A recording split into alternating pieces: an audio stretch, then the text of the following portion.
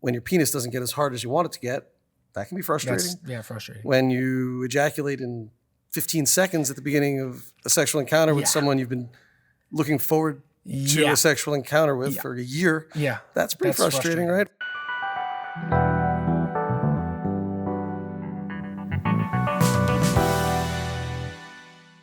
What's going on, everybody? I'm JC Mendoza, and I am your host for Uncomfortable Questions. With me today is board-certified urologist and SVP of Men's Sexual Health here at HIMSS, Dr. Peter Stahl. Dr. P, how you doing today?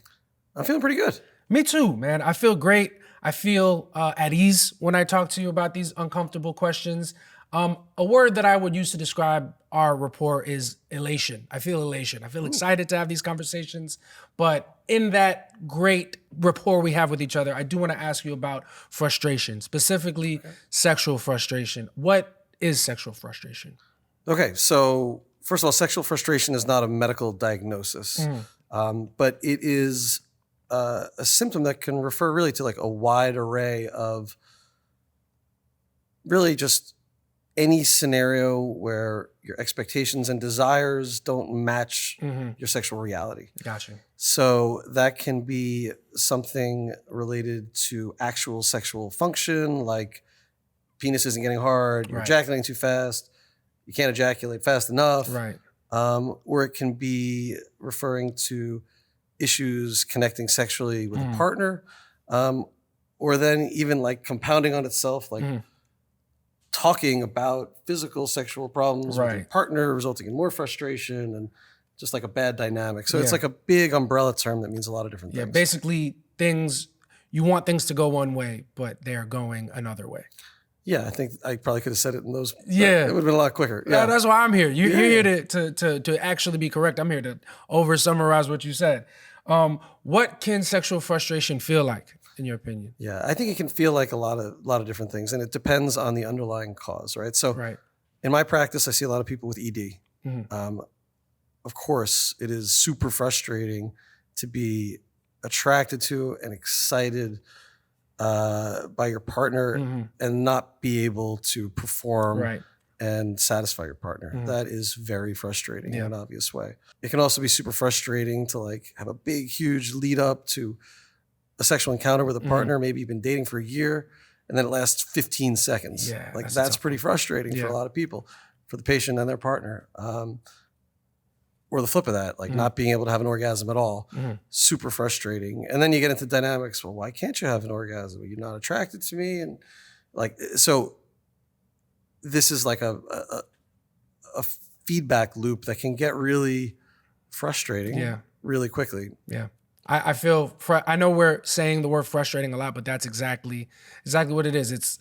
It sounds like when expectation and reality are a little bit different in terms of like what you hope you're able to do sexually or what you hope happens sexually versus what actually happens. And that's frustrating. I mean, I'm a urologist. I'm not a sex therapist. I'm not a psychologist or a psychiatrist. And I work very closely with some of those other professionals. And I think they're very helpful in certain other types of scenarios where people are frustrated. For sure.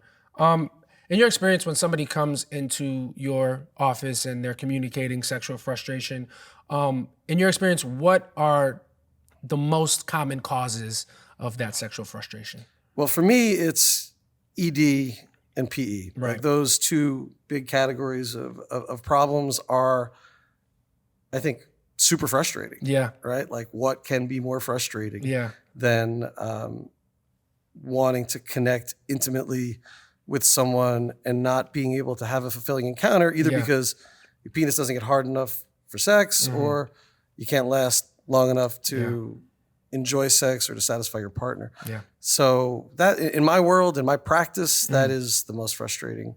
Those are the most frustrating two medical sources of sexual frustration that come up. For sure. And then when people come into your office, they are expressing these things about sexual frustration.